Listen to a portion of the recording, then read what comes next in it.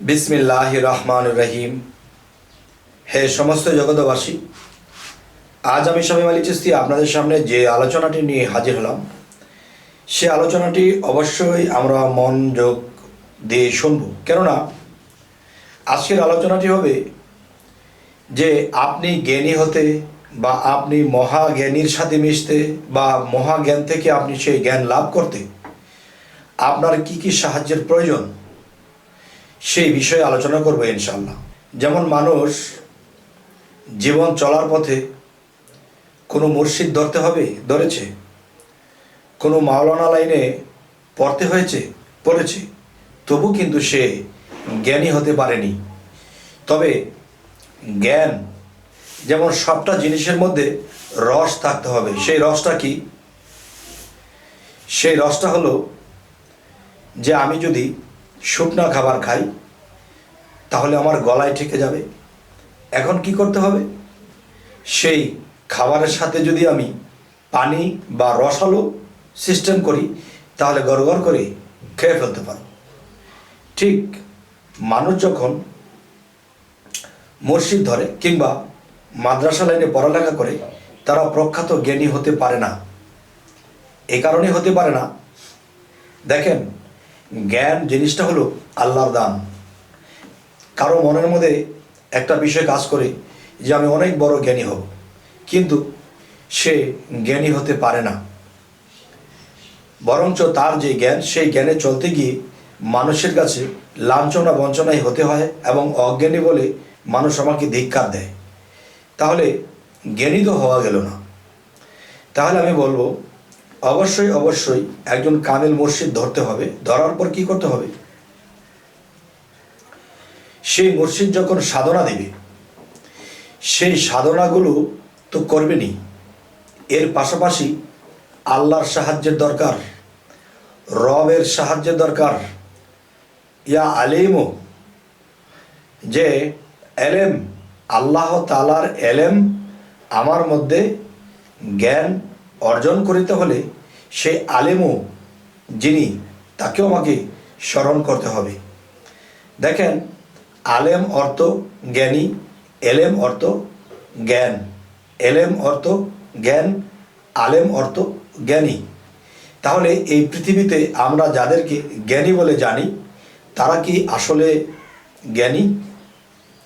আসলে জ্ঞানী কাকে বলে? আজকে কোন জ্ঞানের কথা আপনাদের সাথে আলাপ করব। সেই জ্ঞানটি হলো, একটা হলো বাহ্যিক জ্ঞান, আর একটা হলো কি এলমে লাদনী কিংবা আল্লাহত্ব জ্ঞান, আল্লাহর সাথে হট কানেকশনের জ্ঞান। যে দেখেন, আল্লাহর সাথে হট কানেকশনের জ্ঞান সেটি কীরকম? দেখেন, যে কোনো মানুষের উপরে জিনে ভর করেছে এবং সেই জিনটি যদি লালিত পালিত করা পোষা জিন হয়ে থাকে, তাহলে সেই জিন তাদেরকে কোনো খবর এনে দিতে পারবে। সেটা কি, পিছনে কি হয়েছিল, কিভাবে কি হয়েছিল, হয়তো কিছু খবর সে পিছনেরটা এনে দিতে পারবে, সামনে কি হবে এটা কিন্তু বলতে পারবে না। তাহলে হার্ট কানেকশনের জ্ঞান বলি, এলমে লাদুনির জ্ঞান বলি। তাহলে সেই জ্ঞানগুলো লাভ করতে হলে মুর্শিদের দেওয়া সাধনাগুলো করতে হবে। আচ্ছা, সেই সাধনাগুলো করলে কি হবে? আপনার ভিতরটা পরিষ্কার হবে এবং আপনি আল্লাহর দিকে রওনা দিবেন। কিন্তু আল্লাহত্বক যে জ্ঞান, সেই জ্ঞানটা কিন্তু আপনার মধ্যে এখনো প্রবেশ করেনি। তাহলে এর জন্য কি করতে হবে? মানব সেবা, সাধনা, মুর্শিদ ভজনা, আল্লাহর ইবাদতের পাশাপাশি যে মানুষের সেবা তো করতেই হবে, মায়া মহব্বত রাখতে হবে মানুষের প্রতি, সুপথের দিকে মানুষকে দেখাতে হবে। এরপরে নিজের অনেক কষ্ট হবে, তারপরে এটা ধরে রাখতে হবে। আচ্ছা, এর পাশাপাশি যখন আপনি সাধনা করবেন, তখন কি হবে?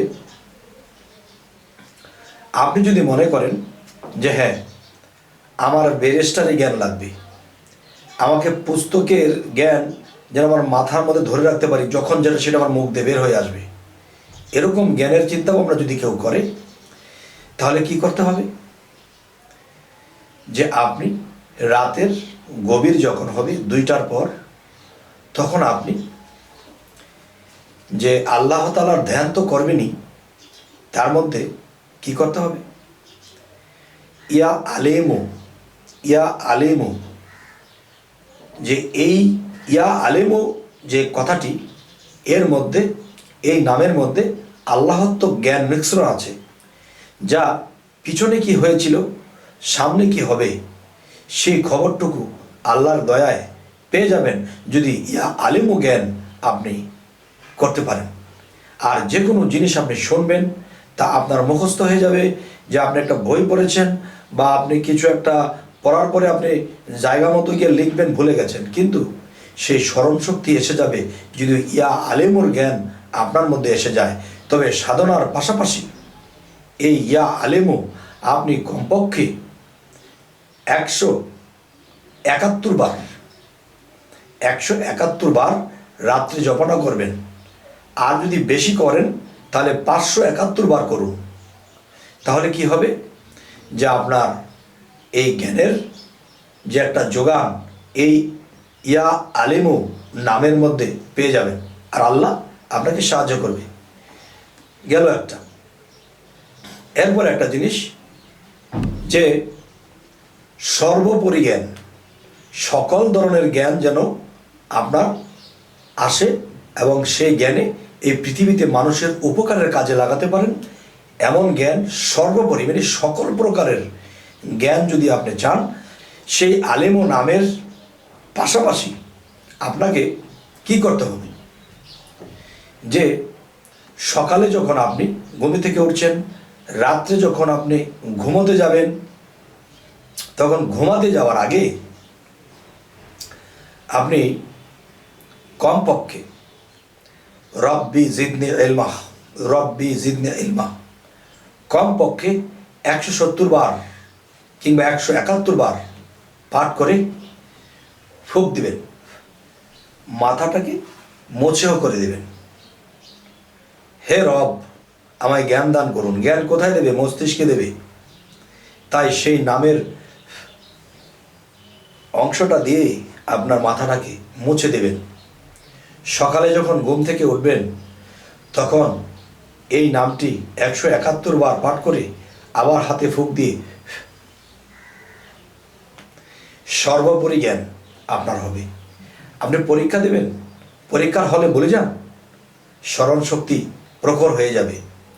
একদিকে ইয়া আলিমুর জ্ঞান, আরেকদিকে রব্বি জিদনি ইলমা, হে রব আমায় জ্ঞান দান করুন। দুই দিকের সাপোর্ট। আবার আছে কি?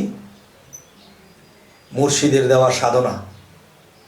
তাহলে হয়ে যাবেন অনেক বড় জ্ঞানী। অবশ্যই আল্লাহ কাউকে ঠকায় না। আল্লাহ এই নামের গুণে আপনাকে অনেক বড় জ্ঞানী বানিয়ে দেবে এবং সেই জ্ঞানীকে মানুষ চিরকাল মনে রাখবে যে এই ব্যক্তির এই জ্ঞানে আমার এটা হয়েছে, এই ব্যক্তি এই কথাটা বলেছিল, এটা হয়ে গেছে। বিভিন্ন প্রশংসা মানুষের মধ্যে শুরু হবে এবং আপনি যখন মৃত্যুবরণ করবেন, মৃত্যুর পরেও আপনার জন্য কাঁদবে।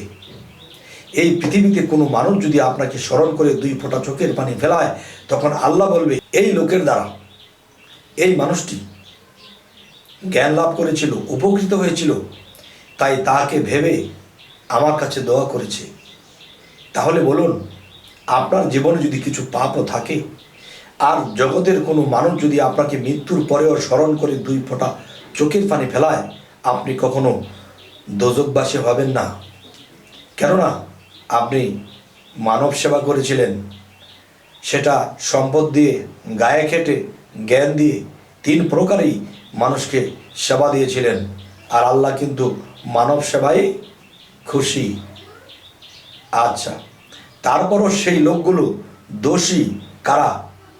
যারা আল্লাহর ইবাদতে মগ্ন, নামাজে মগ্ন, কিন্তু এতিম অসহায়দেরকে সাহায্য করে না, সহযোগিতা করে না, গলা ধাক্কা দিয়ে তাড়িয়ে দেয়। এই জন্য আল্লাহ বলেছে, দুর্ভোগ সেই ইবাদতকারী, দুর্ভোগ সেই নামাজকারী যারা এতিমের গলা ধাক্কা দিয়ে তাড়িয়ে দেয় এবং অন্ন বস্ত্র দানে উৎসাহ দেয় না। তাই আমি বলবো, পৃথিবীতে বেঁচে থাকতে হলে আল্লাহর ইবাদত সাধনা তো করতেই হবে, কিন্তু এর পাশাপাশি যারা মানব সেবা করতে পারে তাদের জীবন ধন্য হয়ে যাবে।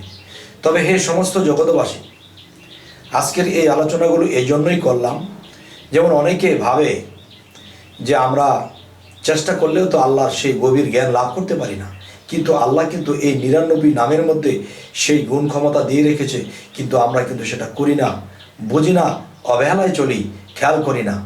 অবশ্যই আজকের এই কথাগুলো কেউ যদি মানতে পারে, দেখবেন 41 দিনের ভিতরে আপনার জ্ঞানের প্রখরতা বেড়ে গেছে। কিন্তু এটা ছাড়বেন না, চালিয়ে যাবেন, দেখবেন ইনশাল্লাহ আল্লাহ আপনাকে জ্ঞানের স্তর কত উঁচুতে উঠিয়ে দেয় এই পৃথিবীতে, এই ইতিহাসে, এমনকি আপনার নামটাও থেকে যাবে আল্লাহ যদি সহায় হন। তবে হ্যাঁ, আজকের এই আলোচনা আপনাদের কেমন লাগলো তা জানাবেন, এবং সামনে কি ধরনের আলোচনা চাইছেন সেটাও জানাবেন। আমাদের এই চ্যানেলটিকে সাবস্ক্রাইব করে রাখবেন, ফেসবুক হলে অবশ্যই ফলো করে নেবেন। সকলে ভালো থাকবেন। আল্লাহ হাফিজ।